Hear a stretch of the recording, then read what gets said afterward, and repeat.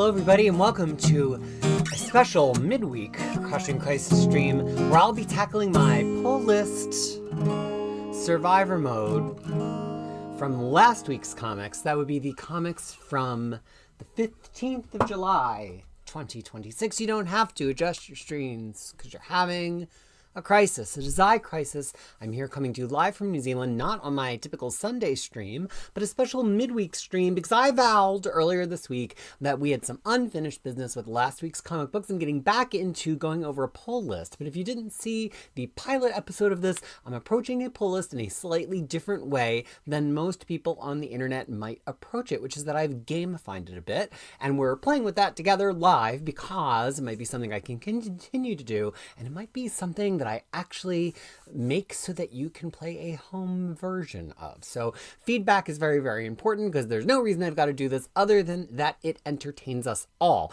And so before I say hello to anybody in the chat, I just want to actually give you a little bit of the premise, if you've never seen the first one, by taking us to level 1. So let me go ahead and share my pull list survivor mode. Here we are at level 1. I start out with 12 health, and this week I've got a superpower, which is intangibility, so I can avoid damage from one issue. And in level 1, I've got to do a Marvel, a DC, an Image, and 2 other publishers, and I lose 1 health for the round as my starting variable. That is tricky. So my first issue of the week was Captain America 2025, number 13. Max, my friend Max Appelman, hyped this Chip Zdarsky run up to me. I had to totally catch up to it for this week, and I was enjoying quite a bit of it up until this issue, because I'll tell you, I don't always love when we go into supernatural places with Captain America. It doesn't always work for me. And so Captain America right now is dangling his soul somewhere between heaven and hell. And so in this limbo state, there is also the soul of Dr. Doom, who's been lingering all this time, and then also Mephisto, and then also the Red Skull. And I'll take a good Captain America and Red Skull story, but it just feels like this is doing a little bit of a repeat of Captain America just liberating Latveria, which was just happening previously. We do get a very nice scene of Spider-Man holding vigil over his body, his unconscious body, because we can do all these super things in the world, but when we need a superhero to be unconscious, by God, we're going to leave them unconscious. And so what we're doing is just following this kind of very vague, inspecific plot of Captain America liberating people who committed suicide from limbo. I don't know. It's really vague. Dr. Doom is not written with any kind of specificity. Captain America as the Messiah of Hell does not work for me at all. You saw me have very similar negative opinions to this sort of plot when we had Captain America doing something in the JMS run. I'm just not a lover of supernatural Cap. So I started out this round with 11 health. I decided not to use my intangibility on this, but I did only give it a 5 out of 10, which means I took 3 damage, meaning I only have 8 health remaining. And that is the first issue of this week's survivor mode. So if you've never seen me do it before, it gives you a little bit of idea of what we're going to do. But let me say hello to some people, and then I will explain it a little bit more fully than that. Superdrop was here earlier, though I think there were some even earlier comments that we've lost since then. Max is saying, I'm a survivor. I'm not going to give up about our survivor mode. Artunism read a few of the issues we'll be addressing this week. Avengers and X-Force. These are all catch-ups for me because I haven't been reading new comics for so long that I was all these were from scratch. I had no idea of what was happening in any of them, and I had to kind of pick them up from scratch. Logan Wayne is here saying hello to the crew and pointing out, if you all like this, I need some feedback because there's an extra show to do. It's extra time, which I love spending with comics and I love spending with all of you, but if it's not entertaining at all, there's other things we could be doing. Jade Rabbit is here always asking such interesting questions about how early is too early for comic book news, which is of course tied to solicits. We are going to have an after show today. If you haven't recently reloaded this video from the point that I actually went live, hit reload and there'll be a link in the description to the after show. Those after show links appear a few weeks later on Crushing Crisis for Patreons, and I'm slowly catching up on that. I just added a few to Crushing Crisis right before we got on the air. Dana Andra is here, as is Edwin Billy, with a surprise second stream from me this week. Ash Knight's Table, Ellen and Cedric, who will not be able to join us tonight, but still sent their regards. and Batnessa the Witch. Yarny Paul's new rule, every 7 out of 10 rating I give, I have to do a backflip. Well, maybe that'll be one of my special superpowers, because there's superpowers now. And Ryan Williams was not even expecting me to stream, but Andreas Stone is trying to stay up over in Europe. James Abel, the cerebro of the comic-loving internet, is here. Samantha, kia ora to my New Zealand friend, and also staying up late is One Wheelchair X. And there have been some new X-Men announcements literally coming out as I was going live with this video. If you stick around for the after show, I'm happy to give my opinion. Def Kiss and one of our newer friends, North Lake Ghost. I'm so happy to see all of you. Just a few more. Mr. Tex has been will be lurking for a while. And Axel Plate is here, as well as Patrick and Ted. Okay, we are going to get started, although I see even more people saying hello, and I so much appreciate that, including Papa John Variant. So, for those of you who have not played this game with me before, let's talk about it. This is my way of gamifying reading my pull list to make it a little bit more challenging and to inspire me to read the good stuff first. Because for somebody as voracious as me that used to read a pull list of 40 to 70 books a week, that's right, 40 to 70 comics a week, sometimes I would put myself through really unpleasant reading just to kind of get through everything so I could comment on everything. So I'm taking a different approach in 2026, and this is how we play.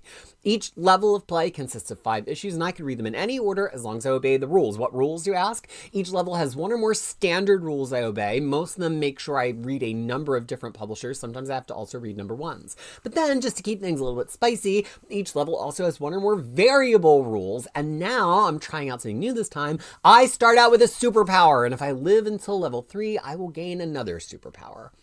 And in each level, if I survive, I get a little bit of extra health for the next level. I rate every issue on a scale of 1 to 10, and we're looking for 8 out of 10. And even if we got all 7 out of 10, everything would be fine. 7 out of 10, I could just read a whole stack. I would be happy. I would never die. I would never lose health. But everything under 8 out of 10, I lose a point of health. So 7 out of 10, just 1 point lost. Not that bad. 6 out of 10, 2 points lost, and so on. But if things are over 8 out of 10, so 9 out of 10, I gain a point of health back. And I can only continue to the next round if I have health remaining. So let's look at level 1. This was a randomly selected power, and my power was intangibility. What does that mean for our game? Once this round, or any round until I've used it, I can avoid damage from an issue unless character in that issue had and used psychic powers in that issue.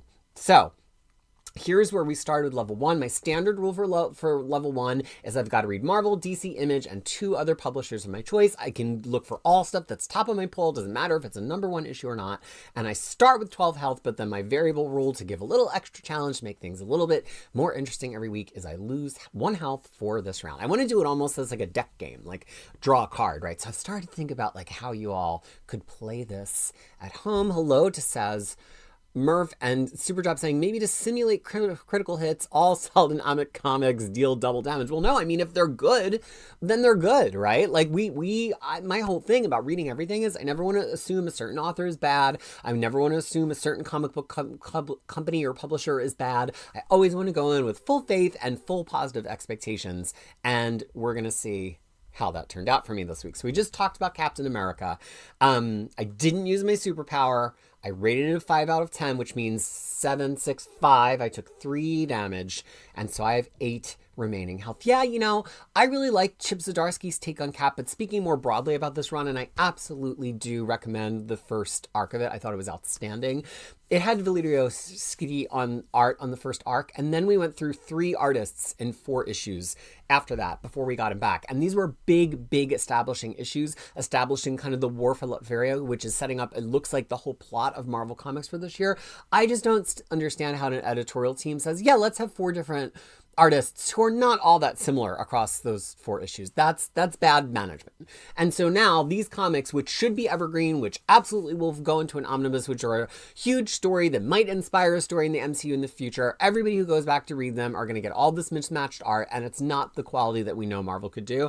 I would have rather have an issue be delayed. But Marvel, to their credit, really don't delay things very often. But honestly, to then see like Skitty come back in the middle of an arc, I'm like, well, just save him. Like, let him get a lead. Find somebody who can alternate with him. Really bugs me. That wasn't an issue here because he was here, but I do get a little bit annoyed about that. And by the way, I do have the full credits for this issue. It is written by Chip Zdarsky, art actually, maybe this wasn't Skitty. No, this was actually Tom Lima on art, Romulo Fajardo Jr. on color, and Joe Caramanga on letters. Okay, let us continue to my second pick. Now, this was my top DC pick of the week, Batwoman. I had not read this at all yet. It's part of the new DC Next Level. I love Batwoman. She's one of my favorite characters. I love Greg Rucka. Danny is the artist. I hit and miss with Danny. Colors by Matt Hollingsworth and letters with Hassan Otsman Elhal. Okay, so let's see how I did with this Batwoman issue. Now, I will say this relies heavily on you having knowledge of Greg Rucka's original run on Batwoman. It's in the Omnibus. It's been out in a trade in a hardcover named Elegy. He is not really acknowledging a whole lot of stuff that's gone on with Batwoman after that. It's very, very centric to Greg Rucka's version of Batwoman.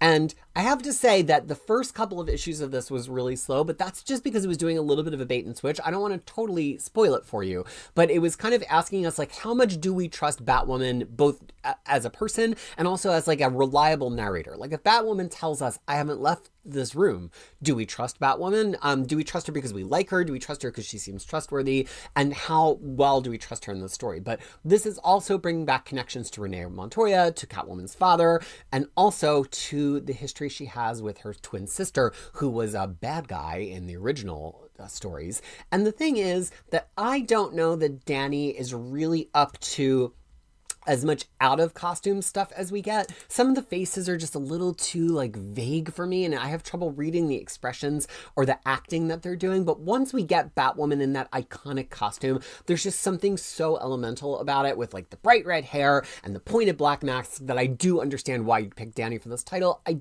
don't know that I want to see Danny on this title forever. And what was really interesting about this is Greg Rucka really found like something, a new beat to play with Batwoman, something we really haven't had the chance to do with her yet, that is very, very connected to her history as a character. And so that's very clever, but it's a well that you can only go back to so many times. And so I appreciated it. I don't really love the art, and I'm kind of skeptical that like this is a pretty big story to burn off. And I guess if you're trying to make a big launch of Batwoman, that works, but I just am very curious to see where Rucka takes it.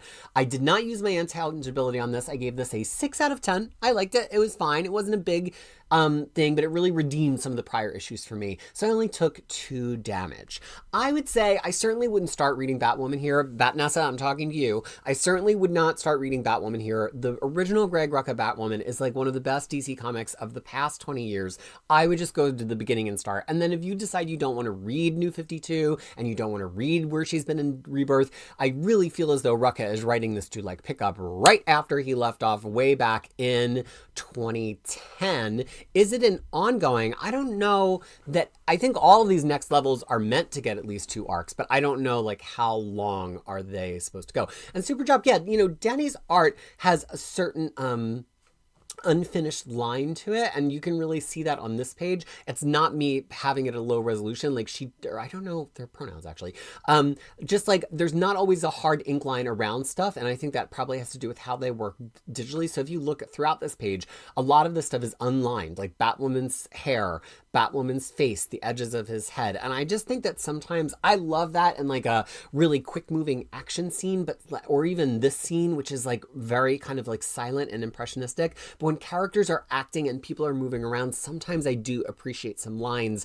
to help define things, to help kind of give emotions, to even give some kind of motion and kind of speed on the page as well. Okay, 2 books down, a modicum of damage, but I've still got 6 health left. So if I do 3 more books and take 2 more damage each, I'll die, which means I would have to use my intangibility. So next I decided to take a trip to IDW for Teenage Mutant Ninja Turtles Shredder issue number 10. Now I did catch up all the way on all 10 of these issues. I really like IDW Ninja Turtles. It's really a big fave of mine. You haven't heard me talk about it a whole lot because there hasn't been a lot of Ninja Turtles to read, and I haven't been around since last year. So this is by Dan Waters, which is pretty exciting. It launched with Mikel Bandini, who is an artist I really, really love. They are not still on it at this point, which I think is smart because the arcs have had very different looks. So this was art by Giovanni Zeffiro, colors by Marco Lesko, letters by Darren Robertson. And to set this up a little bit, because I think this is a fascinating book, and you really could just pick it up with like no Turtles knowledge, as long as you have a vague idea of who Shredder is. Shredder has been gone, has been dead, has been somewhere, and he comes back much as Wolverine returns from the dead. And of course, nobody trusts him because he's a bad guy, and everybody's like, he's up to bad things. But what if Shredder came back and he had one slightly altruistic goal? What if he was like, the Foot Clan really has been mismanaged and I could fix that? And so this series has been following him from kind of a little bit of an arm's length to be like, do we actually trust that he's doing something positive? Is he doing it all for him? Does he have an ulterior motive? And it's been really, really fun. They've been very quick, fun, action-packed, tight single issues that are still part of an arc. And in this one, it's really, really interesting to me because it felt like it was going to be a really slow, boring issue. He basically just assassinated or took prisoner, I forgot, the leader of one of the clans he's at war with, who had been infected with something. And now Shredder's infected with it too. So I was kind of like, oh, this is going to be boring. It's going to be a bunch of people talking over his body and him like being like, oh, I need to have the mental strength. And that was the direction that was going at first. And I was like, yeah, I predicted exactly the way that this was going to be boring because I've read comics before. I know how this works. But no, it actually got more and more interesting as it went, because much like reading a good Wolverine comic, we kind of learned that Shredder's powers are not just in him being a ninja. It's not just in his claws on his costume. It's actually like his awareness and his control of his body and his mental state. And that's what makes him so formidable to the Turtles and to everybody. I loved how it all came together because it was really like informative about who Shredder is. And like, I find that I'm like really rooting for him and on his side, which is not something I expected from this series.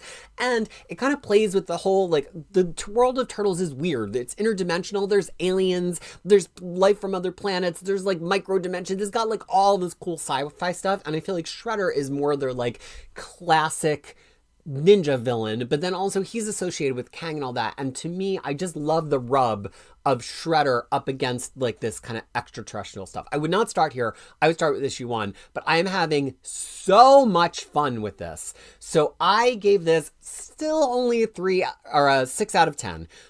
But it's a 6 out of 10. It's good. It's better than average. I really enjoyed it. There's nothing wrong with it. It was like, there's some vagueness to it, but I'm absolutely not going anywhere on this series other than reading the next issue. I really, really enjoy it. But that means I took 2 more damage. I didn't want to use intangibility because it's only 2 damage, but now I'm only down to 4 health. So like, is this going to be a pretty short show? It might just be 1 round. Daniel Jansen saying, I love everything I do. That's so incredibly kind of you. I'm so smart and good at this Krisis. I love the way I'm checking the pool of Marvel Omnibuses reprint. I have a lot more to talk about with that. So many shows coming up. So just as a note, if you don't know TMT that well, there's the original Mirage years of TMNT, but this Teenage Mutant Ninja Turtles is all one continuity that started in IDW. I forget if it's 2010 or 11. I always forget. But all those big IDW collection hardcovers and then the softcovers that mirror them, the new compendium that just has the main 50 issues. This is all one big shared universe continuity. And usually at the same time, there's one main Turtles title. There's usually one other ongoing, and then there's usually like a mini series in the mix at the same time as well.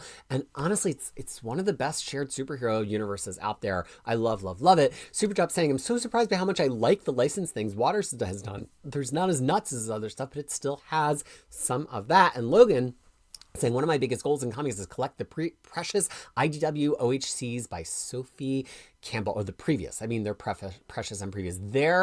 I had them on my FOMO show, and they are some things that I'm still considering buying. All right, so now we go to my 4th one. Again, I had to do Marvel, DC, Image, 2 other publishers. So this is my 2nd other publisher. Sorry, I got really distracted by how good my hair looks. Can we just spend a minute? This is straight from the pool. I swam this morning a whole kilometer because I knew that you were going to hold me to account. And so this is straight out of swimming, and I look like a freaking movie star. Okay, let's continue. Grendel, Devil's Crucible. Now, if you've never read Grendel, I'm trying to see if I have I know they're within arm's reach somewhere around here. Grendel has been around forever, and he's gone through such a transformation. It's always been created by Matt Wagner. he starts out as like this cool, slick, like vigilante assassin, and then there's like a whole crime thing, and then he gets turned into like a cyborg, and then like Grendels take over the whole earth, and there's Grendel clans, and then he gets launched into space. It's crazy. If you just want to start with like relatively recent Grendel, I think I started from the series that was out in like 2022 or 2023 that was 8 issues long, and it was him like looking for another planet that he could restart the spark of humanity. And I was just so addicted. I was like, I had no idea that Grendel was like this, and it's not. It's about many different things at many different times, but I just loved the idea of it, and so I bought all of the Grendel softcover omnibuses. I have everything Grendel now. But I have very slowly been working through that old stuff, but I'm moving forward through the new stuff. So this is the 3rd of the series of this kind of new Grendel. So it's written and drawn by its creator, Matt Wagner, colors by Brennan Wagner, letters by Steve, that's really small, Dutrow. And so this starts with something that I don't have the ability to fully appreciate, which is that it brings back an old character that longtime Grendel readers would have known because we're back on Earth. So I was kind of starting on the back foot a little bit with this #1, but I'd read the previous series, so I kind of anticipated where this was going. And the whole idea is that Grendel is kind of this like super assassin, kind of like very like Mandalorian sort of.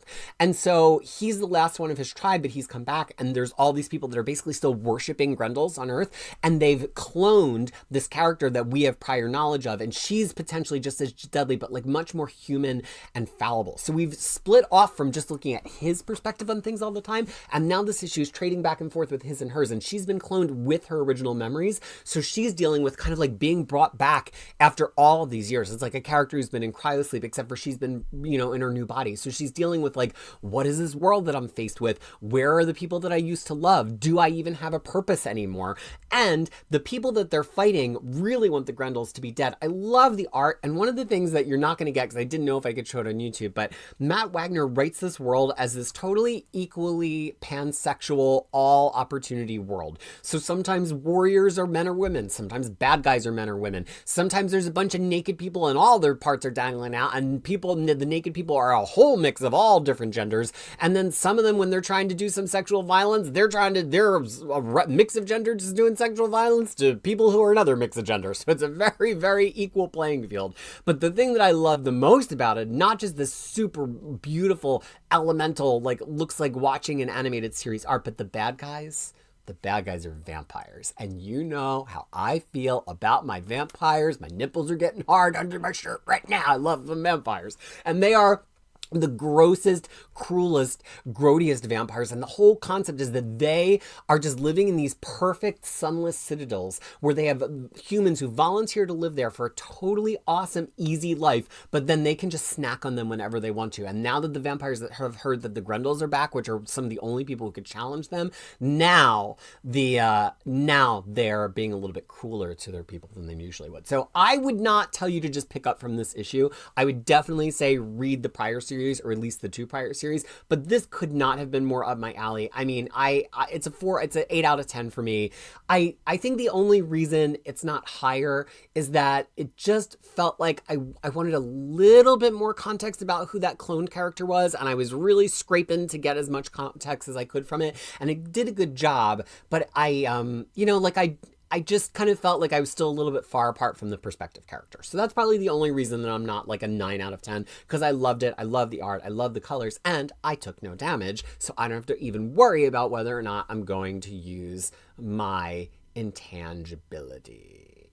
Kane saying, good evening to everybody. Morning for me. Tex saying, my mother appreciates men with long, well-styled hair. Well, then she's about to appreciate somebody who looks like me, because I'm not a man. But I appreciate the compliment. And not vampirates, so super job. Look, I'll try any vampire book. I'll try. And Planet saying the place to jump on is Grendel Warchild. I'm trying to look on my shelf super quick to remember the one that I jumped on. It was the 8-issue one, and it's the name of it is just not coming to me. But I think it was one after Warchild, actually. Okay, but let's continue. So I had to pick an Image book. And Image had a very challenging lineup last week, including stuff that there was nothing that I knew that I was going to like. So I went with M1 Monster Racing League, issue number 2, because I know a Jay Lee cover anywhere. And this is not just a Jay Lee cover. This is a Jay Lee interiors. And I love Jay Lee, ride or die. So I read the first issue of this. I was obsessed. It is about a girl who moves with her father to Japan. She was really in, she had her own car in the States, and he hasn't bought her a car or anything. I think they moved because like he got a new job, but maybe her mother passed away or something like that. And it's a very kind of low-key issue of her just being in her Japanese school for the first day. She speaks fluent Japanese, and she's like, this just friggin' sucks. And she makes a friend, and the friend's older brother is in like a street car racing league, and she's like, what do I have to do to drive one of those cars? It was a perfect first issue. It didn't really hint at anything monsters or supernaturals, but it was really well paced. It was a character that I found totally charming. Her and the friend speaking to each other, it just really felt like real teenagers. So I went into this issue high on life and wondering where the monsters were going to come in. So first of all, Jay Lee, I mean, come on, especially here with colors by June Chung, and this is written, by the way, by Lily and Robert Wyndham. I just like crazy page layouts on every page, but not so crazy that it got distracting. Like I still found it very readable. Letters on this, by the way, by Joe Sabino. And I love this art. So we see this is somebody who's experimenting with some kind of serum. They have a gas mask on. This is all new information. Nothing in the first issue with anything about that. But then we see this girl and she's kind of just like hanging out, and she realizes that her father has left his credit card around, and she could just take his credit card and buy a car. Why not buy a car? What's the worst that can happen? It'll be her car at that point. And again, I love the page hour layouts, not distracting at all. Seeing her creak open the door, following the moon in the sky. The other side of the page is her taking the wallet, then her sprawled out on the couch. And this is probably the best Jay Lee art that I've ever seen. Like every page to me was gag worthy. I just couldn't even believe my eyes. So then we even see her back at school, and I love this. She's having like a crappy day at school, and then her father comes to see her at school, and her reaction to it is like, that's not her head exploding in real time. That's just like an impressionistic version of it. And it's all of these emojis pouring out of her head, including this like poop emoji smiling at her, where she's like, oh, God damn it. The art alone for me would be worth the admission here. The script could be boring, and the script was not boring. And so we get her now racing in the car. She's doing well in the car, and there's a hint that there's going to be monsters to come. So I could see if you got into this wanting like yokai, wanting kaiju, being like, oh, it's not doing all the stuff I wanted to do. It's going to need a little bit more time to get there. I fully understand that. But for me, this is amazing. It's not quite as brilliant as the first one, because now we're like having to put some plot in motion, and we're not getting to spend as much time just with this like adorable, very fun to read, it's kind of spicy character. But I loved it. 8 out of 10, highly recommended. It's just such like a crazy book, and I just really loved it. So that was the end of round 1, and I made it out without using my superpower and with 4 remaining health, which takes us to level 2. Now, level 2, I get 10 new health. I get 2 less every level. So first level I got 12, this level I get 10, next level I get 8, because it's meant to be harder and harder, and it's meant to incent me to keep trying to pick good books. I still have the same superpower, intangibility, because I haven't used it. The level 2 standard rules is I still have to do Marvel, DC, Image, 2 other publishers, because it's meant to like make sure I spread my reading out. But starting at level 2, I have to have at least 1 new number 1s. Number 1s are risky because I don't know how they're going to be, and if they're crappy, then I take a lot of damage because I have no prior issue to judge by. The level 2 variable rule, which I randomly selected, was that I had to include a book I had dropped or that I was purposely avoiding in my pull. That's challenging because it's going to do some damage. Let's see where it takes us. So I decided, well, I've got intangibility, so I know I can just use it unless the character uses psychic power. So I'm like, you know what? I'm just going to go for the thing I hate the most, Philip Kennedy Johnson. So I caught up on a few issues of his Infernal Hulk. Flames on the side of my face. Heaving breaths.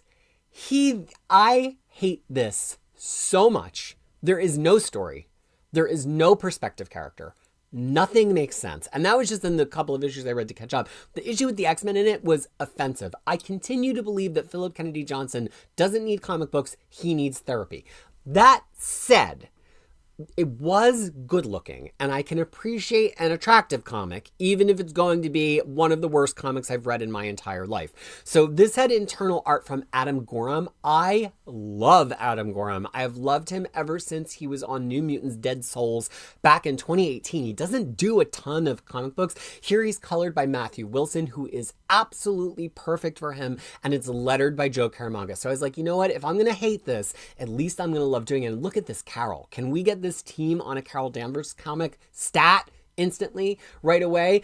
Unfortunately, there's just not really much happening in this comic book. Actually, I probably hated the past couple issues more than I hated this issue because there just wasn't that much to it. Banner, who's been separated forcibly from Hulk, who's become this demonic Hulk, goes to visit Dr. Voodoo to be like, I need to go into the soul cage to do some stuff. And they basically just wander around. So I guess we have Dr. Banner as our perspective character, but there's like no real Hulk plot going on. And it's not really clear what he's doing or like why he's got to do it.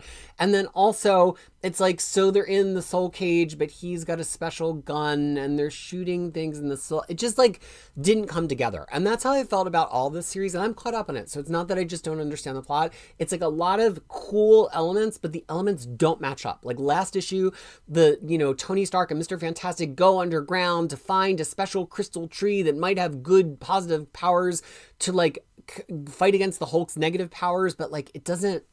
Why are they there? What is their motivation? It just does, nothing connects. It all just feels like it's totally unmoored from anything anyone would ever care about. So I decided to use my intangibility because I hated this. And I knew that. And I had to read it because of my rules. So I only rated it a 4 out of 10. Honestly, I've rated the past couple of issues worse, but I actually really like the art. So it was at least something attractive to look at. I mean, that's every one of these pages is great. Great Carol Danvers, great Dr. Voodoo, great Hell stuff. Adam Gorham is terrific at this stuff. So I still have all of my health, 14 health. Hooray. Okay. Next, I went to DC. Now, I love my main man, Lobo. I love, there's a certain line of profane that I enjoy where it's like silly and it's not punching down. It's just punching level or punching up or even punching itself. And that is Lobo to the T. Now, this is written by Scotty Young, who I do not have the greatest of track records with. I like Scotty Young when he is on a book where he can be very deliberately silly, like I Hate Fairyland. Sometimes when he tries to be serious, I feel like he kind of gets stuck in a rut a little bit. I liked a lot of elements of his Middle West, but I got annoyed by it by the end. And it's got George Corona on art, who I absolutely hated on Transformers. So it's risky, but I did feel like, well, Scotty Young feels like the right writer for Lobo. It's colors by Jean-Francois Beaulieu and letters by Nate Pico. So I caught up on all 5 issues of this. This is another next level series. Here's the things I really like about it. I love that it's this dirty, crammed full of stuff world. George Corona is going off on every panel. Like, if you can just look at the nooks and crannies and corners of every panel, and there's so much stuff built into it. And the other thing is, Scotty Young's writing, to me, this feels very Hitchhiker's Guide to the Galaxy. Just that weird lived-in version of the universe where it's not just cultural differences. It's like some people, the thing I always think about in Hitchhikers is that Zaphod goes to the one planet where he walks out of the car and there's everybody on that planet has like a lot of arms. And so the biggest invention on that planet is like the aerosol spray can. It was like the biggest thing in their society because everybody has so much underarm odor. And it's like so stupid, but it's kind of like following the thread of like, well, if there's a lot of arms, then they have a lot of underarms. But that's what I love in like silly sci-fi. And I feel like Scotty Young is doing this here. So this is playing a plot that sort of feels a little bit Mojo-esque from the X-Men world, which is basically like there's this big intergalactic, publisher / corporate broadcast corporation. And at first they buy all of Lobo's contracts and then they want to have a TV show with Lobo, but then it's too violent. So they cancel it. So then they sell off all of his contracts. And Lobo doesn't give a shit. Lobo's just like, what, point me at something. Let me kill something at least. And so this is continuing to follow that story. But the other brilliant thing that's happening here is that Scotty Young sets up each one as its own thing. So it's got a little bit of a continuing plot, but every issue is its own thing. But here's the thing. that for me is the place that it falls down. It's just not funny. Like, I feel like a lot of the gags are in, like, so great example of this is right from the Hitchhiker's oeuvre. This is a woman with lips all over her body, lips on her shoulders, lips on her elbows, lips for abs. That's hilarious. And all the thing is, all the jokes are in the art. And I know that the script precedes the art, and I know that the script is informing the artist and what to do, but it just kind of, I went back and read some old Lobo comics and I'm like, am I not being fair? Is Lobo like never funny? Is the funniness the grossness? But no, Lobo usually lands some jokes, and I just think Scotty Young uncharacteristically didn't really land a lot of jokes here. But we see him run into these other two bounty hunters, and they're just like reality TV people. Like, they're not they're not the main man. They're not Lobo. So for me, this was only a 5 out of 10. I didn't hate it, but there was just no hook in it other than the art. And I will say, even though I did keep a lot of praise in the art, sometimes on a page like this, I just think it gets so crowded and cluttered, like in the second panel with Lobo with his chin on the bar with his dog next to him. I can barely even tell what's happening. I just think George Cronus, sometimes I love the amount of stuff in the panels, but sometimes I just need the contrast to be a little bit different, or like to have like the one part that has something to focus on to be a little bit less cluttered. And I really kind of struggled with that a little bit at points. But I do really like this book, and I will absolutely keep reading it. This just was not an issue that I love. So if you love that kind of like profane punching across or punching yourself humor, and if you love Hitchhiker's Guide to the Galaxy, I really, really think that this could work for you. And you might just find the setup of it a lot funnier than I do. So, Superjob saying, I love that one of Lobo's arch nemesis is his elementary school teacher. Yeah, Scott, past issues of this have been much, much funnier. Hello to Matt H. Lobo is like a mix between Gene Simmons and Bane. Yes, that is a perfect description. All right, so I took 3 damage. I'm down to 11 health. So here's my image pick for this round, Badrock. Now, Badrock was one of the original members of Rob Liefeld's Youngblood, the original Image debut title alongside Spawn in 1992. And Badrock kind of looks like a Thing kind of character, like he's a big rocky character. But what's interesting is he's just a kid. He's like a young teenager. And so with Rob Liefeld, with the continuity of Youngblood being what it is, I had no idea of what I'd be getting here. Like, would this be a brand new start for Bedrock? Would he be grown up? Like, I truly didn't know what I was getting. I was just like, well, I do have affection for Youngblood and Liefeld nonsense, and so I'm probably the target audience for this.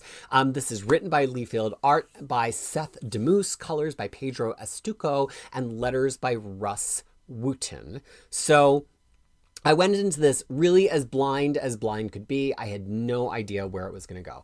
The thing is, it's basically Rob Liefeld writing a kid's comic, which is wild because he doesn't really usually do like all ages, but it's just this like very light, funny. He still lives at home with his mom. His mom is like, what are you going to do in vacation? He says, I plan on seeing a whole lot of movies, Mom. It's like, and even this art, it's just this very kind of like lightweight, almost like Boom Studios, Boombox kind of like style of art. And so then the bad guys come to try to recruit Badrock to do stuff, and they do the worst thing you could ever do in a YA comic: kidnap his mom. And so it's got some moments where it gets a little bit violent or like a little bit rough, but it actually, I kept expecting it to be like a subversion and for Rob Liefeld to be like actually take it super adult and to be playing with the trope that he's young and that the art is so kind of cartoony, but it never did that. Like, it basically stayed a YA comic the entire time. And so now that his mom got kidnapped, he's like, well, I'm on a mission, to set her free. So there he goes. He jumps out of the plane. And of course, a man made out of rocks is going to land pretty hard. And I just love, again, like this adorable moment of him like crashing and looking up at the polar bears, and the polar bears are like, and then he's like, so the thing was, there wasn't a ton of story to it, but I found it very charming. So I gave it a 5 out of 10 just because there wasn't just a whole lot to it. Like, there wasn't really enough for me to latch onto, but it was super, super cute. And now that my expectations are attuned that it's like a YA Image book, which is not Image's specialty, certainly not Liefeld's, I'm like, you know what? There might be something to this. I'm actually really eager to read more of it, but they're just, I think maybe this would have done better as a double length first issue. I just think if it had more story, it just felt like a lot of it was, because it was so kind of cutified, a lot of it was just watching him walk around, or like pages like this one with him and the polar bears, which works, but there's only like 4 lines of dialogue on this page, and so we don't get a lot of interiority with him. And I just feel like if we had like another 10 or 12 pages, maybe we would have like gotten to know him a little bit better. So again, you have to remember with me, some people give a 5 out of 10. That's like the lowest rating they give. For me, 5 out of 10 is average. It's my most given rating. Now, the whole point of Survivor is that I should be trying to pick comics that I'm going to give higher ratings than that, but it's a perfectly fine comic book. And again, I'm really excited to read the next issue. So we've been through Marvel, we've been through DC, we've been through Image. Now I've got to pick 2 other publishers, and there weren't a ton of things out this week, so I had to like really think about this. So I picked Kingdom of Earth #1 from Dark Horse. It's written by David Dalmatian, who's an actor. He's also a big fan of drag. He always is a guest host on Dragula every single season. He's friends with the Boulet brothers. And this is his new limited series. It is also story by Leah Kilpatrick. Art is by Sue Lee, and letters by Frank Sedovic. So this was another one that I was going into this one totally blind. All I saw was this kid with a baseball bat and American flag on the cover. So this introduces the idea of a post-apocalyptic Earth that is totally covered with and taken over by monsters. So really similar to the plot of the Grundle comic book. And the monsters are in charge. The monsters are shipping humans around, and the monsters are, you know, they're all different monsters of all different castes and all different species of monster, and they're running the show, right? That's cute. That's fun. There's things about that I like. And then halfway through the issue, we cut to this one kid who's observing this world of monsters happening. And then we pretty much just follow the kid running around for like 12 pages. And then at some point, this monster catches him and he's like, but I'm going to help you. And then that was the issue. There was just no... I started to get a little bit interested in the Monster Society at the beginning, but the kid, whose kid is he? Why is he alone? What's interested about watching him run around? I'm a big, like, what is motivating this? I mean, you're learning this about me, especially now that I've come back after a long break and I'm really not trying to read 60 issues a week. Like, it's about quality over quantity. It's not enough for me to just watch a kid like run around for 12 issues. Like, there's got to be some intent there. And so I think a lot of you will actually really like this. I think it's a cool concept. I think those of you who have a little bit more patience for like atmospherics than me will probably dig it. For me, it was a drop. It was only a 3 out of 10. There was just nothing to it. There's no reason. Sometimes I'll read a #1 issue, and I did it a couple of times this week where I read #1s thinking I was going to keep reading, and I was like, no, that's a drop for me. Where it's like totally well made, the art is fine, the writing is fine, but there's nothing there. There's no reason I want to keep reading it. There's nothing. I'm like, okay, well, that was a comic. Like, I don't need to read anything else about this world. I also really like David Count Crowley a lot. And this one just didn't really go anywhere for me. So 3 out of 10 means I took 5 damage. So I was sitting pretty with 8 health before this, and now I only have 3 health and no superpower, which means if the next issue is a 2.5 out of 5, pull list is over. So I had to choose from another publisher, and I was like, you know what? We're rolling the fucking dice. I'm going to go with Ignition Press, who I've never read anything before, and I'm going to choose a Cy Sperrier comic. So there. So here's the thing. Ignition Press is a new player. They have a lot of amazing creators doing amazing books for them. The only way to get them digital is to sign up for Sweet Shop app. You have to go to Sweet Shop app's website and sign up for it there. And then when you get in off the wait list, they approve your name. And then when you download the app, you can actually log in. So we know I do not use phones for things, but I asked them on Blue Sky, pretty please, will you let me into Sweet Shop? And they were like, yeah, okay. And once you're in, you can buy these books DRM free, which means you get PDFs of them. So I just bought all the books I wanted to read on my phone, and it doesn't just have Ignition Press. It has like Image, Marvel, DC. That's where I got that M1 Monster Racing. I was like, screw friggin' Comixology. So I bought them all DRM free. That meant it was easy to get images for the show. They were in super high quality, and I just saved them to my Google Drive from my phone. So first blush, I am loving Sweet Shop. I mean, not a paid endorsement, but they did do me a solid by letting me in off the wait list. I find it really, really cool. It's easy to use. The app is, and I hate apps. I use apps maybe once a year. I'm not a phone person. I found the app very, very easy to use.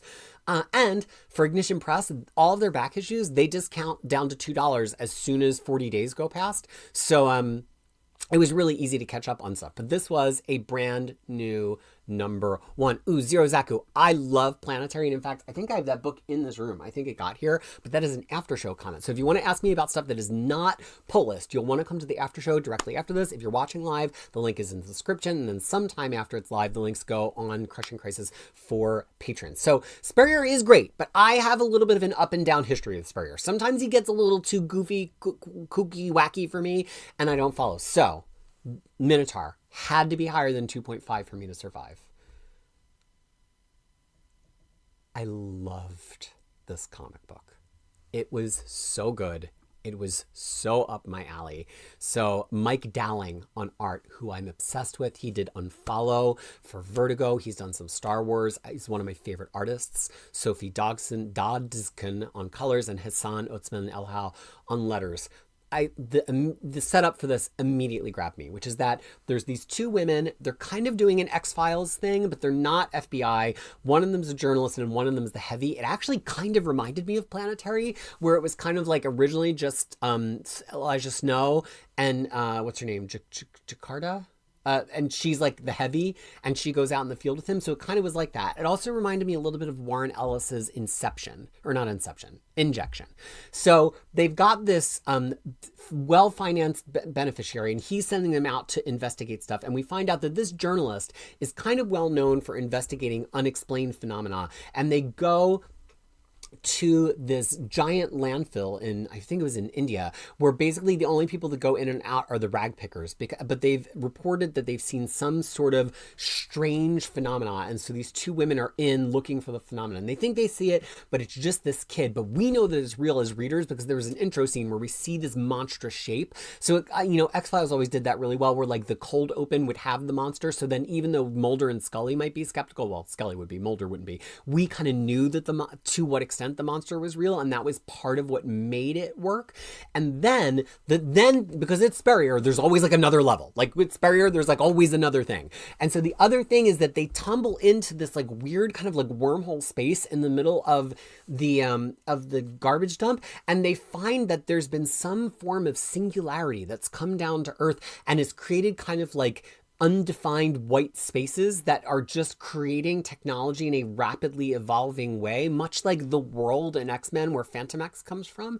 And as a result of that, it's spawning like wild technology and wild ideas. So in a way, it's also kind of similar to the Department of Truth. So we don't get any answers here, but we find out that the phenomena that they're looking into are connected to this kind of strange white space singularity. And the guy, after they talk to him for a while, kicks them out, and he's like, you shouldn't be here, don't bother me, I'm doing my own thing with this technological space, you can do your own thing without it.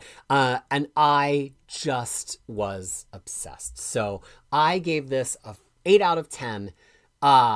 There's really nothing possibly wrong with it, but again, Spurrier can be like a little sometimes a little sparse in the details, but I didn't feel like this had the hard to follow Spurrier dialogue at all. It's just, you'll see, I do not give 9 out of 10s easily, but no damage for me. So I absolutely love this. Ali Nasri is excited to read Cullen Bunn Cult de Sac from Ignition. I'll be reading everything from Ignition from this point forward. I love Spurrier writing How Did I Not Hear of This Book, because Ignition Press is a pretty small pub, but absolutely fantastic #1. Couldn't be better. It's not Greek mythology, but the hint, Death Kiss, that it gives us is that it's this weird extraterrestrial technological singularity force is going to rapidly evolve ideas, and that some of the byproducts of that might be monstrous. And so the only words that humans have for monsters are like words from mythology and fantasy, and so they are going to name things that. So I don't know to what extent the whole thing is going to be about a Minotaur, but that's where we are right now. So this is everywhere. I mean, comic shops, it'll only be everywhere if they ordered Ignition Press, but you can get it everywhere on digital on Sweet Shop app, which again, I'm not sponsored in any way, although get at me. I'd love to be able to read Ignition for free. We love review copies here because right now it's costing some money, but well worth it and definitely worth checking out. Okay. So, no damage. I survived the round, level 3. Here we go. Okay.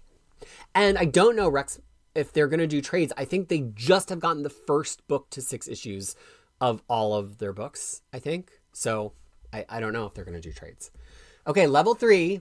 Since I survived level 3, I get a new superpower. And my randomly selected superpower was Amazonian Strength. Issues with a female title character, lead, or which pass the Bechdel test gives me +1 health. So some of these superpowers that I've rolled up are interesting because they incent me to make different choices than I maybe would have made anyway.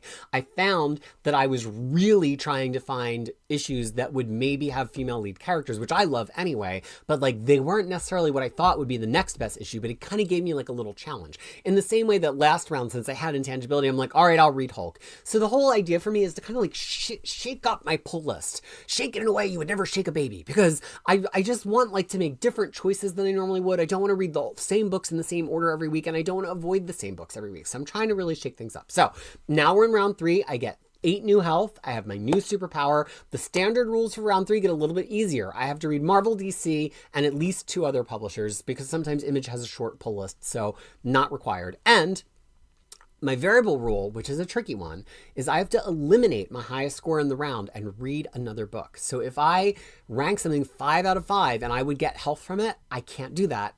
When I get to the end of the round, whatever was ranked highest, I lose the health bonus or the damage from it, and I've got to read a 6th book in the round. So 8 plus the 3 that I've got leaves me with 11 health. And I said, you know what? If we're doing women, we're starting with Catwoman. I know I'm going to get a point for it being a woman. And even if it's, 1 out of 10, at least I'll get 1 point of that back. So this is Tyrone Grunbeck still doing Catwoman. And the thing that I've come to appreciate is, look, I'm not going to lie. I have found this to be slow at points. But I love that Tyrone Grunbeck has a huge vision. This is still the same story arc that's been happening since the beginning of 2025. And like, not a lot of titles these days will devote 2 years to telling one big story. And I can appreciate that. And it makes me appreciate the slowness of it a little bit more. So it's script by Grunbeck, art by David Jean-Felice, colors by Patricio Del Pesce, and letters by Steve Wands. Now, I have to say that this issue really set up stakes that worked for me. We have basically these 3 female lead characters. We have Catwoman herself, who's facing off against Black Mask. I love the way that Grunbeck has set up Black Mask as in opposition to Catwoman. I love giving Catwoman like her own subset of Batman's villains to deal with. And I love that Black Mask is like kind of like mean and bad and in charge here, but also he's kind of under somebody's thumb too. So it's kind of created this weird cascading effect of like who's in charge of their own destiny. Like, is Catwoman, does she have agency, or is he just doing what he wants her to do? Does he have agency, or is he just doing what his handler wants him to do? That to me was very, very interesting. But then we see him with this old woman who's handling him, who also in a way is wearing a mask because that's not her original face. And I love to see his like it all in a span of a few panels. He threatens her and then he like gives her deference, but then he's cutting eyes at her in the last panel like he's planning something else. Really, really great expressive art. It's hard to do expressions when you've got a character who's got a skull for a head, and it really, really worked for me. And so then we're also following Catwoman's protege, and I think also her sister, as they're tied up in this Black Mask thing. And it creates like a really, really tense plot because we have an overall narration that's telling us what the story's going on. We have Selina's narration as she's trying to move within Black Mask's plans. And then we're also seeing what's happening to these other characters. This is probably my favorite issue of this Catwoman run since the first or second issue of this Catwoman run. Really, and again, Logan saying not realizing that it was running for so long. I lost the mouse. Sometimes happens to me on this show. Wait, where does it come from? It's stuck on my other screen. There we go. Okay. So this is not 89 issues of the same story. This went through a Joelle Jones run, then a Ram V run, then a Teenie Howard run, but we are like, I think a solid 15 or more issues into this Tyrone Grunbeck run, and it's really all one big story. So I had a lot of fun with this. For me, this was a 7 out of 10. I think that it's going to read so well in trade or hopefully an omnibus one day. I do think that Grunbeck could be doing a little bit more to orient us as readers as to like who are these characters and what are the stakes. Even having caught up on some of the issues, I still was a little bit lost at a few different points in it. So not a perfect story. So I took 1 damage, but I got 1 health because it's a female lead character. multiple female lead characters. So I didn't lose any health. I'm still 11. So then I picked Fantastic Four, and I'll level with you. I'm not caught up on this. I read it because Max told me I didn't need to catch up on anything. And I was like, great, happy to. I mean, I love Ryan North's Fantastic Four, but the last issue I read was like issue 2 of this 2025 run, and I just did not have time to read 12 issues. And Max was like, you don't have to. So I was like, okay, I love me some Ryan North. I love Fantastic Four. It's hope. I mean, I have a solid shot of one of the characters being a female lead character, even though it's not all women in Fantastic Four. So this is written by Ryan North. It's art by Ramon Rosanas. It's colors from Edgar Delgado, and it's letters from Joe Caramagna. So this is an issue that focuses all on Ben Grimm's kids in such a clever way. So Ryan North, and you've heard me talk about this before, he's a real life scientist, computer programmer, but like a person in STEM. And he loves incorporating real world science into his comics. And there is no better book for that than Fantastic Four. So we're in this life where the kids are like, nobody in the family is talking to us. They're all staring at this screen, which immediately is like a fun subversion of like, oh, like all the adults are staring at a screen and the kids are like, why are you staring at a screen? Then they go out into the world and they find that everybody's just looking at their nearest screen, totally transfixed, including Iron Man. And if they get Iron Man to open his helmet or take a cell phone away from people, they get wildly violent. Oh, sorry, we went up and... Oh no, I missed putting in a page of Fantastic Four. Oh well, they were really good pages too. Okay, so then the kids who are not super scientists, they're just a regular old Kree and a regular old Skrull, are trying to figure out like the science of it. And if it was anybody, and they make the point like anybody in the Fantastic Four could have done this, like even Johnny, like they're all smart in their own way, and they just feel so stuck. And so they're calling the Kree homeworld, they're calling the Skrull homeworld, they're doing all these phone a friends for people off Earth because it seems like Earth is totally gone. And I can't spoil it because it's such a fun twist. If you read this very carefully on screen, you would get it. But Ryan North is playing with a real life, pretty easy to understand mathematical phenomena that has unfortunately taken over the minds of every adult on Earth. But since these kids aren't Earthlings, they're immune and they have to figure out how to fix it. And the way that they fix it was laugh out loud funny to me. I just absolutely adored it. Cliff on Comics, my friend, saying Ryan North is usually a home run, and that's why I picked it. And this was a 9 out of 10 for me. This art, I mean, the art, Rosanas' art is just absolutely beautiful, amazing character models, great colors. This is one of the best looking books that Marvel put out that I saw this week, and such a clever story. One of the two main characters was a young woman, so it gave me my extra points. So I not only took no damage, I got a point of health back for it being 9 out of 10, and I got a point of health back because of my Amazonian superpower, which means I am now up to 13 health in round 3. Oh, yeah. Okay, so maybe then I was feeling a little too brave. Because I decided next I was going to do Fall of the House of Slaughter from Boom Studios. Now, this is part of the Something is Killing the Children universe. So I did catch up on Something's Killing the Children, so I'm all caught up. I've missed a couple of issues of House of Slaughter here and there, but I caught up on this. Now, this is only plotted by James Tynion. It's written by Tate Bromball with art from Adriano Tertolucci, colors from Valentina Napolitano. Love all my Italian people in all these books, and lettered by And World Design. So this might take a little bit of setup for a moment. Erica, who's the main monster hunter in Something is Killing the Children with the cool tooth mask with the blonde hair and the giant eyes. We've seen her. It's been years now. She's part of a house of monster managing people, the House of Slaughter. And there's different houses in different parts of the world, in different parts of America. And this house has been somewhat tumultuous, and they're not really good at playing by the rules or following the rules that have been set for them. And so she's gone totally kind of offline. A lot of people think she's dead in the main book. And then here we see what's happening in the house without her. Now, I would not suggest just jumping to this book directly from Something is Killing the Children. You could, because the most recent arc of Something is Killing the Children is a lot about the house, but there was a whole House of Slaughter ongoing before this, and I think you would want to read at least one arc of that, because there's all this interceding drama about the dragon of the house and the different colors of masks in the house, and it's really, really dense, okay? And I know that says number 1, but this is issue number 3. I don't know why I put number 1. It's issue number 3. So the things that are happening here is that we're following Cecilia, who is somebody that we know from reading Someone is Killing the Children. And she's gone to try to contain this monster. The way that monsters work in the Something is Killing the Children world is that if enough people believe in something spooky or bad, it will turn into a real life monster, which is basically also how Department of Truth works. Tynion's definitely got an angle that he's working on these books. So she goes to deal with what seems like should be an easily containable monster, and it's not. And so now she's on the run, and we don't really often see the people from the House of Slaughter on the back foot, so that on itself was interesting. But then we have the drama back in the actual house, which is that their dragon, who's the head of the house, is dying, and so they have to elect a new dragon, and there's all this bureaucracy. Each of the different heads of house has to be in a room, and then the main monster hunting society sends an adjudicator. There's data pages. I love this kind of stuff.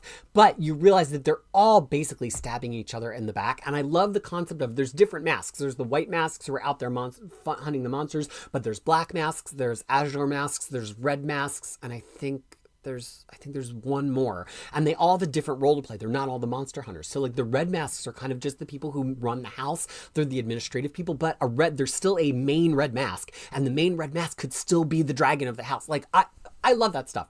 And I can't even show you the best of the art of this issue because it was all double page spreads, which I don't usually show on the show. I mean, they were absolutely, the double page spreads were like gag worthy, just like totally blew me away. So intricate, so much detail. It's great acting from the characters. I'm totally hooked on here. And I think Tate Bromball has leveled up as a writer. Like I really, really think that he has gotten better in the last year because this is such a better script than anything that I read from him previously. I'm super hooked. The next issue cannot get here fast enough. That said, I know ratings with me are weird because you hear me say all these positive things and I'm like, and then it had a 6. But I am very consistent in my ratings. So here's the thing.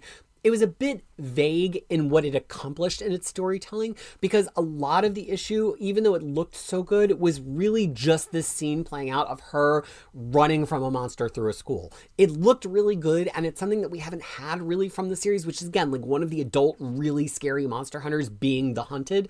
But it was a hell of a lot of pages of her running around. And just because I'm so into the bureaucracy part of the plot that I was like, oh, I just want more texture. I don't want all these quick reading pages. I want pages that are like denser. So it's still fine. It's still good. 6 out of 10 in my rating scale is good, but it wasn't perfect. So I took 2 damage, but I got 1 back because all the main characters were women. So I only actually took 1 damage, taking me from 13 down to 12. I'm like, this round, look at how much health I have. I'm doing fine. So I was like, let's stick with the James Tynion and do Department of Truth. Now, I've been on a roller coaster with the Department of Truth. It is the X-Files. Okay? It is James Tynion doing X-Files.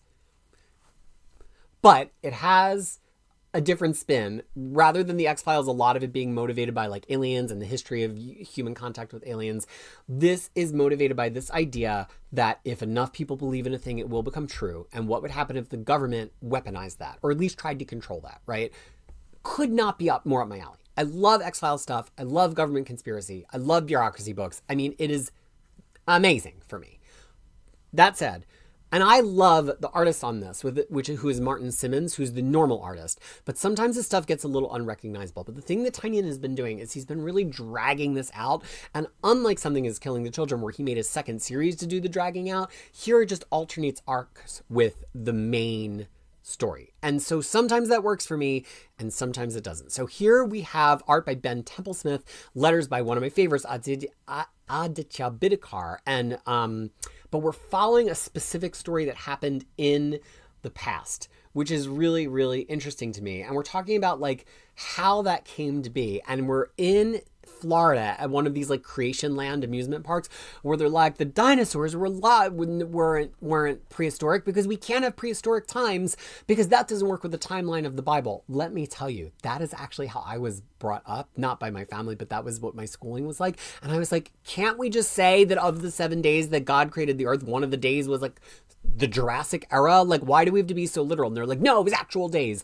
And so they're like, if there are dinosaurs, then they were probably dinosaurs for, at the same time of Adam and Eve. I'm like, the fossil record doesn't work like that. This is a story about that. But what happens when you have so many people starting to believe that? I will say, that it just was a little simplistic. Like, I think that that's like, I mean, spoilers, there's dinosaurs. So it's playing out this very Jurassic Park beat, but they're not real life dinosaurs. They're dinosaurs that are conjured from the imagination of the people who believe this thing. It was kind of like lightweight. It just felt almost like a Mark Russell comic, but like, haha, these religious people believe in dinosaurs being there with Adam and Eve, so dinosaurs are still here. Like, it just didn't feel like there were layers. It's still, the reason it's this story is because it's introducing us to one of the supporting characters of the Department of Truth and showing us his first mission, but there just wasn't much to it. And I love the meatiness of this book so much that, and I'm sorry, this one still has Fall of the House of Slaughter on it. I make mistakes, okay? But this is the reaction slide for that book, and I only gave it a 4 out of 10. It just, Ben Temple-Smith's art is so kind of, it almost looks like Rick and Morty-ish a little bit, which is such a difference for this book. And the story just wasn't very entertaining. But the thing that I always love about it is I love seeing how the Department of Truth handles this, which is actually really similar to what Tynion is also doing in the Something is Killing the Children books, which is like his whole commentary on like, how is truth contained, even when the truth is a lie. So unfortunately, this was only 4 out of 10 for me, which means I would be taking 4 damage. But I decided, of the 3 characters, one of the main characters is this little girl who is the one kind of credulous believer who also is looking to the outside world in that world. And so I decided she's the lead character and I could get my Amazonian point from her. So I took 3 damage off of my remaining 12, taking me back to 9. Ooh, so now Deathstroke the Terminator. I love Deathstroke. I love Christopher Priest's Deathstroke a lot. I think I love Deathstroke Inc. I think there's rarely a bad Deathstroke comic. And this is written by Tony Fleecs, who I am kind of ride or die. I don't everything love by him. I don't love Feral, but that's just because it's not my kind of book. I loved him on Local Man. I loved his Uncanny Valley. I like a lot of books by Tony Fleecs. And this has art by Carmine Di Giandomenico, who's one of my favorite artists, colors from Ivan Placencia, and letters from Wes Abbott's home. And as I was catching up on this, I loved it. The previous issue before this I think I had it like a 8 out of 10. Like, I really, really liked it. So I was like, I'm already liking it. And it's a woman on the cover, so maybe I'll get my Amazonian point. The thing I'm really enjoying about this series is that it immediately puts Deathstroke on the back foot right from the first issue. He's lacking all of his normal resources and he's being hunted, and we don't really understand why he's being hunted. And so it's just a nonstop action movie. Like, there is plot and there is characterization, but it's just him on the run, him trying to make money while he's on the run so that he can use the money to figure out why he's on the run. And this issue, I feel like, kind of slowed that down a little bit, and it just wasn't as fun. Part of the fun is Deadshot's in it and Deathblow from the Wildstorm universe. But honestly, this kind of went by in a flash. He gets the crap beaten out of him again, which I'm enjoying, but it didn't really feel like it had quite as much motivated action as the past couple of issues, which have really just found like a huge, terrific action movie. So I don't really have a whole lot else to say about it. It was just fine. It was a fine script. It was art that I really liked. Just didn't have a lot of texture to it. It was a fine 6 out of 10. I took 2 damage.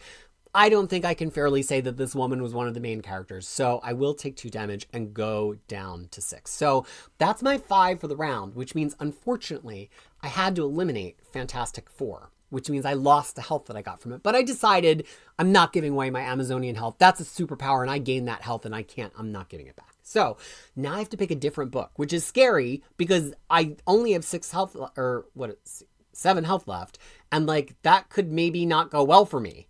So what I decided to pick was New Titans, because I figured solid chance of a female lead character. It's written by Tate Brombal, who I just had a good experience with, and Sami Basri, and was an artist on a previous. And this is art by Marcus Toe, colored by Adriano Lucas, all creators I really, really like. So I was like, since I could choose from any publisher, it felt like this was a pretty fair game to just like take a shot and hopefully do well. And letters by Tom Napolitano. So this is playing out the end of an arc with these new Titans. And why are they new? Why are they different? Tate Brombal introduces this idea that in the wake of DCKO, that the Titans kind of get corrupted, and a few, not in like they were evil, but like something infiltrates them and takes a few of them off the board. And so now Nightwing and Cyborg are working with a team of other young DC characters who are being the substitute Titans. And that includes Stephanie Brown as Spoiler. It includes Yara Flor, is her name, right? As Wonder Woman, and a few other interesting characters. And and Tate Brombal is writing them really, really well. Also, Terra, who I know sometimes is a Teen Titan, but sometimes is their villain. And Marcus To can draw the hell out of this. And Marcus To is a great alternating artist with Sami Basri, especially both colored by Adriano Lucas, because they have very similar looks. So this was them. They're in this weird small town that has a dragon ruling over it, and they're trying to figure out why is there a dragon in this town. And I like it because basically Nightwing's off the field briefly, and they're like, well, Stephanie Brown, like, you're a bat, like, can't you take control? And she's like, I'm not usually the one in charge, but okay. And so it makes really good use of her. It makes really good use of all these characters. It's got clean, fun action, but it does kind of resolve this dragon thing.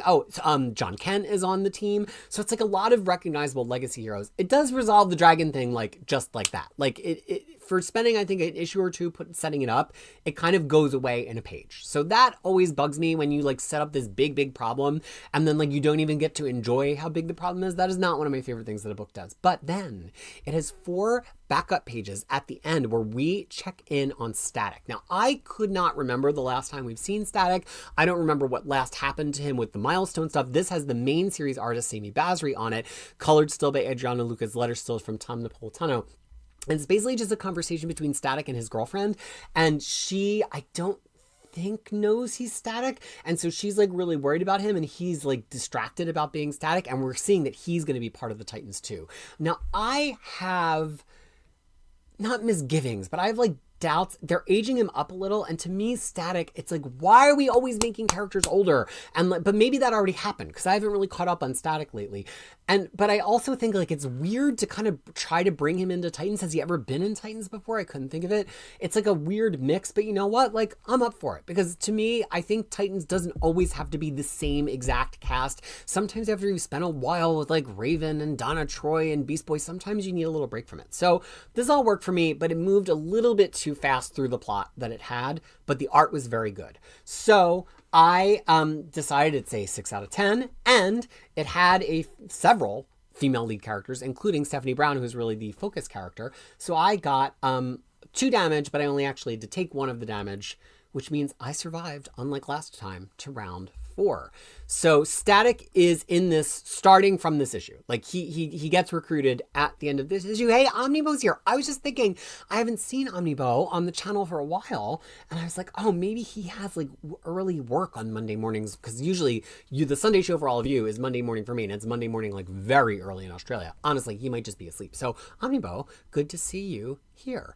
And Renzo is just happy that Static is here. So Renzo, let me ask you, have you been keeping up with Static? Did they do the aging up of him already? Or is this aging him up now and it like happened off camera? I just wasn't sure.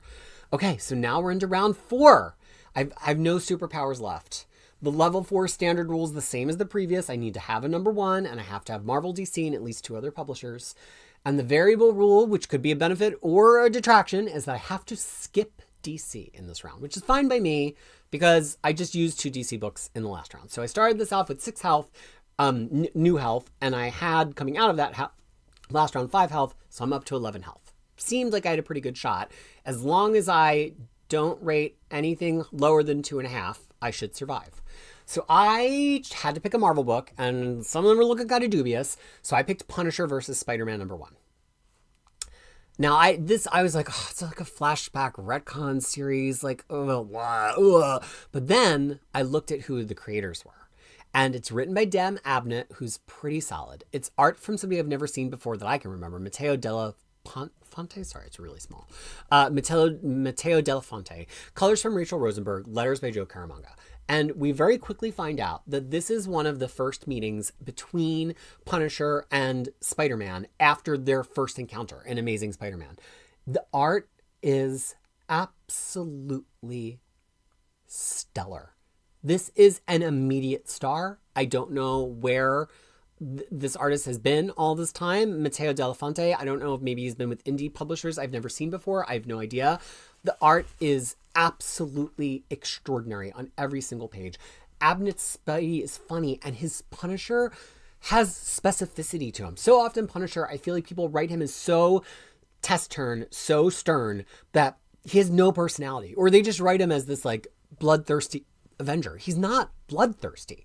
He has a method. He has his own set of ethics, and he's consistent. And Abnett really, really captures that. And really, it's playing this interesting beat where Spider-Man, like, wants to trust him. And he's like, okay, but you have to do things non-lethal. Like, wouldn't it be cool if we could work together? But Punisher at the same time is, like, trying to goad Spider-Man into being, like, a little bit tougher on criminals as well. And this is, just to be clear, it's not Abnett that I don't know. It's the artist that I don't know. Although maybe you're saying this artist is going to be on Midnight X-Men, which I will not read. So they are investigating this father crime guy. I mean, look at this Spidey. Look, I'm a simple them. If I see a really well-drawn Spidey really doing great action, I'm in. And again, like Punisher influencing Spidey a little bit. Look at the cocked eyes when they have all the guns on him, and then him just hauling off and punching this guy. And it would have been a great one and done story because it's a great team up between the two of them. But what really, really works is that now I'm engaged because I'm like, Abnett knows what he's doing and he's really sewn this into continuity. So I'm like, well, where is this going to go? Because we know the relationship that they're going to have for decades following this in comic books. But like, what is he going to achieve in this story that tells us about that? Look, and again, just like the cool color choices here. Why is the background bright green? It doesn't have to be just because like that's what a comic book would have done in the 80s. So we did it here. This absolutely worked for me. Front to back, absolutely loved it. 9 out of 10. Barely a negative thing to say about it. No, not only no damage, but I healed a point of damage because it was 9 out of 10. Highly, highly, highly, highly recommended. The art alone is worth reading it. But Abnett is writing one of the best versions of Punisher that I've read in a really, really long time. I cannot wait for more. This will be top of poll when the next issue comes out. Absolutely obsessed. So I was like, well, I got to work in some other publishers. Now, this is Mr. Nemo from Mad Cave Studios. Now, this is part of Mark London's Londonverse. I think they call it something else, but I just think of it as the Londonverse because it's all the stuff that he's created. And I like most of his books. It's art by Alden Kay, colors from Fran Gamboa, and letters by Pat Brosseau. So I didn't know what I would get going into this because he's a new character. He just exists in the world that Mark London has already set up. Here's the thing that got me on this book side immediately. This is the most Wildstorm-ass book that I have read in a while. I mean, it starts out with this flashback of this kid whose parents were killed, gets thrown into this secret prison. It's like, why are you throwing a kid into a secret prison? Immediately, like, I love the number one issue that's making me ask questions and make me wonder things. Great. Also, so many comic book artists cannot draw young kids. They just cannot figure out the body proportions. Like, this kid looks like a kid. Yeah, his head's kind of big, but if you look at kids that are like 8 years old, their heads are kind of big in relation to their body. So again, and also like all this detailing, this older guy's face, like I was on sides with this within pages. Like I was totally into it. So then we fast forward to the modern day, and this guy, he's just cool. So this is the kid grown up. He's Mr. Nemo. He's just this like, I don't know, is the word I'm looking for, raconteur? Like he's just out there adventuring, and doing his thing. And he's Mr. Nemo. Oh, he's not, a raconteur is a storyteller. I think he tells stories, but that was not the word that I was looking for. But he's like, he's just there to like infiltrate what's going down bad with the United States government. And he comes up in his weird submersible and saves this federal agent. And there's this, I love this art choice of him getting kicked and it turning into like a burst on the back of the panel that's like all set off the panel with the zip dots. And then I love that we then see the resulting explosion when he blows up the bad guy in a echoed version of that burst, but now it's an inset. Like, this artist is doing cool stuff. I really, really dig it. And then, like, this is what made me feel like it was so Wildstorm, just like the fluidity of the images and that, like, this scene of dialogue and giving us story. What is the word I'm looking for when they tell you? Exposition. It just was so, he's like, we're in my undersea thing and I saved you because you needed saving and we've got to change the world. It just, something about it felt very Wildstorm to me. And I love that he's got this like AI ship and he's like, of course we know we can't trust the AI ship because it hallucinates, and the ship is like, I do hallucinate. And it was very clever. I want to know where it's going. Great introduction. Just loved it. I gave it a 3 or a 6 out of 10. I know you, again, for me, 6 out of 10 means good. It means not extraordinary. It means this was a good comic that I really, really liked. I'm confident in the score. I don't feel like I need to change it. The thing is, there wasn't a lot of depth to it other than Nemo being in the depths, but it made me laugh and it had strong art and I'm definitely hooked for the next one. It just didn't feel like a 7 out of 10. Like it just didn't have like greatness, but it was goodness. Very, very good. So I took 2 damage and I'm down to 10 health. 10, that's fine. If I keep taking 2 damage per issue, I will make it out of this round alive. So I could repeat publishers this round, which means I chose Inglorious X-Force. Because it's by Tim Seeley. I know he's drawn some internet ire in the past year, but I love Tim Seeley. He co-wrote Local Man with Tony Fleecs, and I love Local Man. And I'm always there for Tim Seeley. So I'm like, and I've been asking for years now to have Tim Seeley write a main X-Men book. So I'm like, we're here. And the artist on this, Michael Stamaria, I've absolutely loved. He did like Shadow of the Goblin or Shadow of the Red Goblin or something. And he did that Sabretooth miniseries. He's always really excellent. Colors from Romulo Fajardo Jr., letters by Joe Caramaga. So at least on a creative team standpoint, I thought I was really going to like this. I hadn't read it at all. So I went back and read it from the number 1. Y'all, this is the best X-Men book I've read since Krakoa ended. Absorb those words. This is the best X-Men book that I've read since Krakoa ended. The art is incredible. It does have the switching artist mid-arc thing, which pissed me off, but you gotta do what you gotta do, I guess. But the story works. It's a good story for Cable. Tim Seeley is writing him incredibly. It's an interesting story with who Cable's picked to be on his team, which is Boom Boom, who I fucking love, Daken, who I fucking love, Akihiro, Halvarine, whatever you want to call him, and Archangel, who's being used really interestingly here. So it's like different eras, right? We have like a Wolverine stand-in, we have an original X-Forcer, and then we have like an uncanny X-Forcer. Domino's kind of in the background, and Cable, and the surprise character is it has Kamala Khan in it, Miss Marvel. And Cable's specifically trying to protect her, and she's like, do I even need protecting? What are we doing here? I love it. It's everything I want from an X-Men book. It's a small, tight cast. They're all being used well. I do think there's like a little hems and haws I have here about like, I don't know if Tim Seeley is fully figured out what Daken's powers are as Halvarine, but I don't know if anybody knows that. I think he is playing up Boom Boom's kind of like, what is she? Gen Z qualities a little bit over much, but he's trying to contrast her a little bit with Kamala, so I understand that. But they're facing off against the Mutant Liberation Front, who we've always seen X-Force face off against, but this is like a new version of the Mutant Liberation Front with very, very different goals. I loved the first arc of this. I loved this issue. Look at this art. Look at the art. Look at the colors. Look at the art. It's so good. Quentin Quire is there because Cyclops pays the visit that he pays to everybody. And there's this great beat where Quentin Quire starts some shit between Halvarine and Archangel, who do not like each other. Notice how we have a demon and an angel. Like, Tim Seeley just really thought, how do we do all of the X-Men themes all in one book? And later we find out Quentin Quire, Cyclops is like, good job starting stuff with like the most volatile team members. And Quentin's like, I didn't. Cable deflected my psychic probe. Love that. Yeah, and then we see Ms. Kamala, who's like, you're all so focused on being the badass X-Force. Let me just be in charge for a second. And so she takes charge and embiggens and starts interrogating while there's this whole side plot about Domino kind of being chased by these like yokels who hate mutants. Absolutely loved it. This was for me a 7 out of 10. There's nothing wrong with it. It was just great. It wasn't like an excellent all-time. I could recommend it to everybody, but I maintain this is the best X-Men book that we've had since Krakoa ended.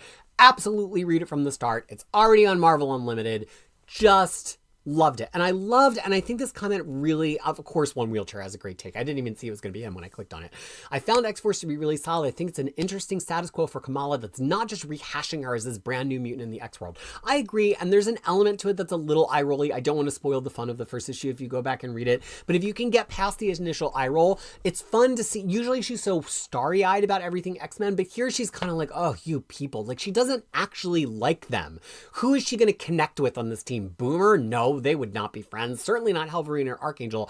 So it's kind of like she feels very stuck with them. Like there's no perspective character that she's friends with, like a Kitty Pryde or something. And for that reason, I really work. So Zerta, I buy comics on Comixology when I have to but I hate it because it's not DRM free, but now there's Sweet Shop. So I might start buying more stuff on Sweet Shop.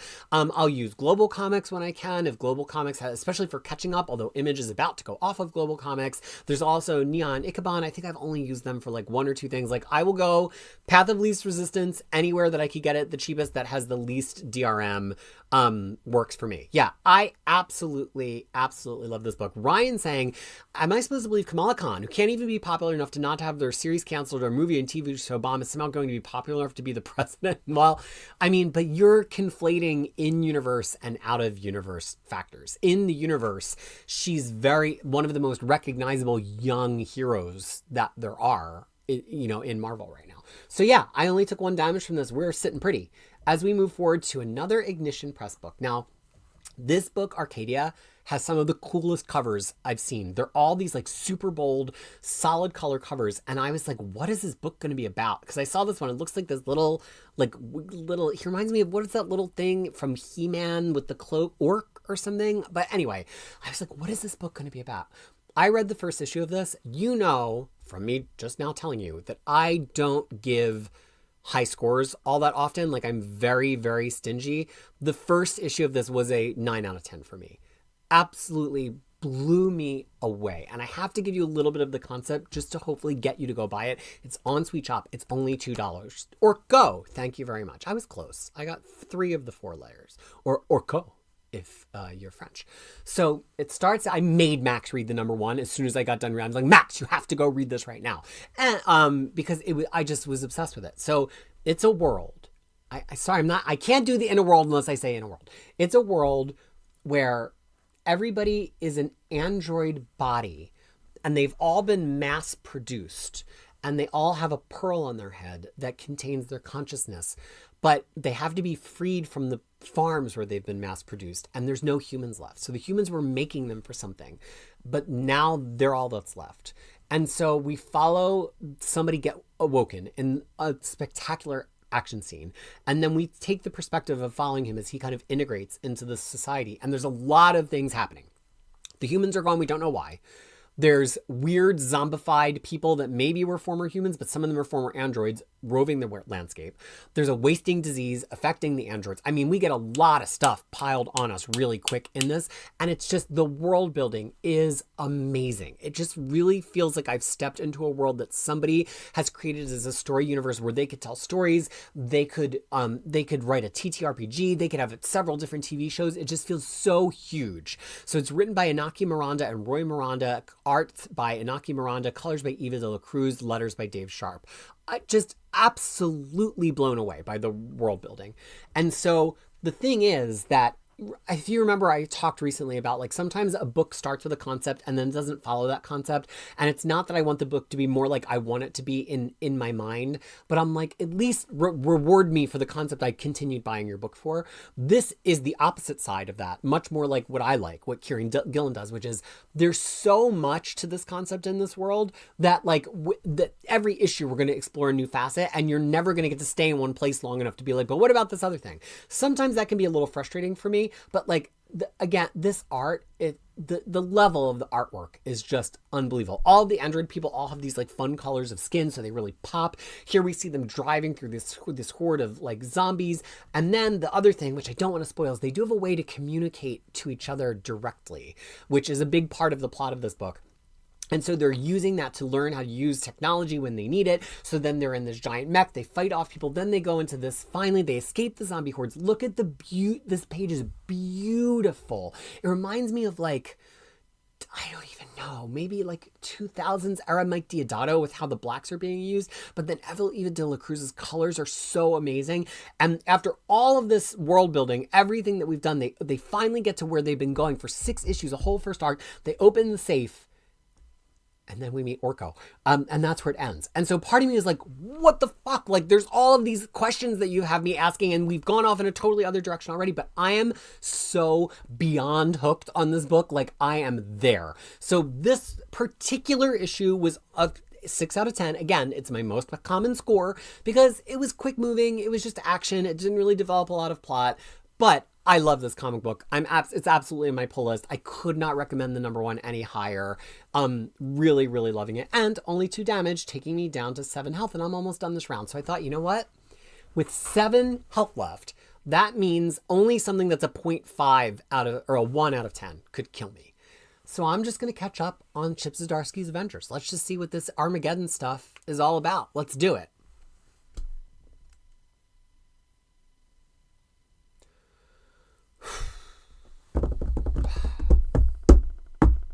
This is terrible. It is so bad. The thing is, it's bad in a different way than other Marvel events have been bad, because at least the art's good. But it makes no fucking sense at all. No fucking sense at all. No fucking sense at all. What, oh, why are we... Start from the start. In Chip Zdarsky's Captain America run, Latveria is lacking a Doom. There's different people vying for control of it. One of those people is from abroad, the Red Hulk. Great. Interesting. Love it. He's got some unfinished business with Doom because of what happened in One World Under Doom. I love when each Marvel event informs the next event. Sign me up.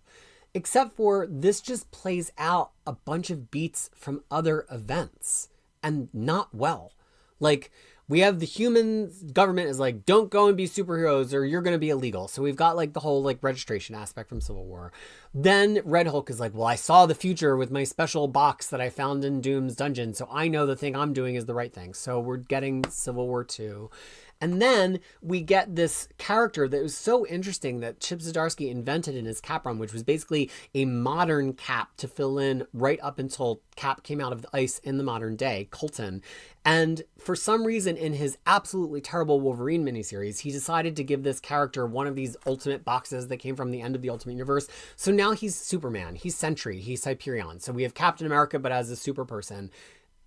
It's just not interesting. And the only thing that gets done with him here is he beats the crap out of Red Hulk. Like, but we just had Red Hulk beating the crap out of our Captain America, Steve Rogers. Like, there's no original ideas here. And then the big story that it's trying to tell is like, oh, a bunch of civilians got hurt because we intervened. Yeah, you were told that was gonna, it just, nothing about it makes sense. Like, it doesn't make sense why any of these characters are here doing this. And so often the problem with Marvel events is that you have to suspend disbelief that the whole thing is an idiot plot, and all of these characters who you've revered for years will only make the worst possible decision because that's the only way that an event this big could happen. That's absolutely how Ryan North handled One World Under Doom, which is a shame because the Doom parts of it were incredible, but all of the heroes had to be morons the entire time for it to make any sense, and I just didn't understand what we were trying to accomplish here. Like, I get that Zdarsky's steering towards some kind of like big universe reset. It seems like the Avengers are going to go away or really fundamentally change in some way.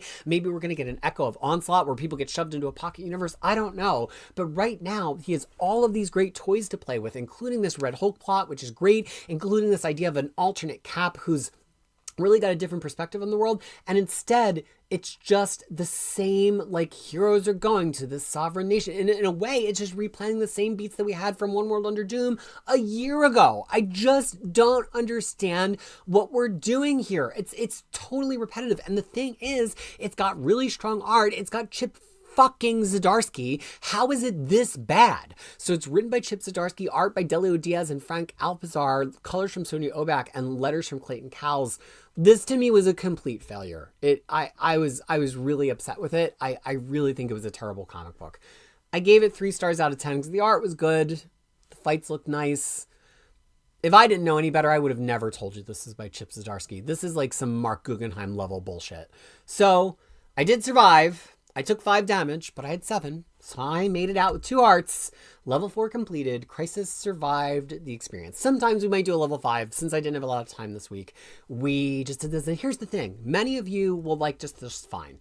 I'm coming at it from the idea of like, I've read all these Marvel events, and I think what we're learning about my return to comics this year is I want consistent art and I want consistent character motivations. I want the characters to do things that make sense. If they don't make sense, then why are we reading this book? Like, what are we trying to accomplish here? If the characters are not behaving in an in-character way and the art doesn't look good, why did we make it? Take another month off.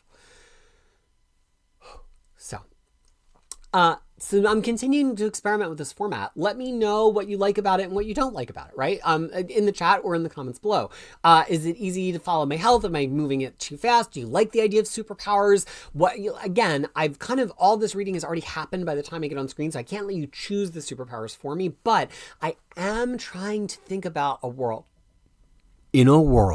where I made like a print and play version of this, or there was like a version of it that we would play together in Discord or something like that, where you could apply it to your own pull list or to your own to be read pile, and just an attempt to get you to shake it up and see like what you could do to shake it up while still picking really good books to read. So I'm probably going to come back and do this one more time to really work out the kinks, and then it's going to be in your hands. The only way I'm going to keep doing it is if it's getting more views than pull lists used to do and more likes than pull lists used to get, because pull list was a much harder endeavor. It went 2 times as long as this. I did 2 times as much reading. So I want this to do better than pull list without quite as much effort on my part, I guess is what I'm saying. But I also think it's more watchable, it's more fun, and it's easier to get engaged with. So let me know how you're liking it, what you would like to see different, or if you think the rules should be different or anything like that. I'm totally willing to take your feedback on board.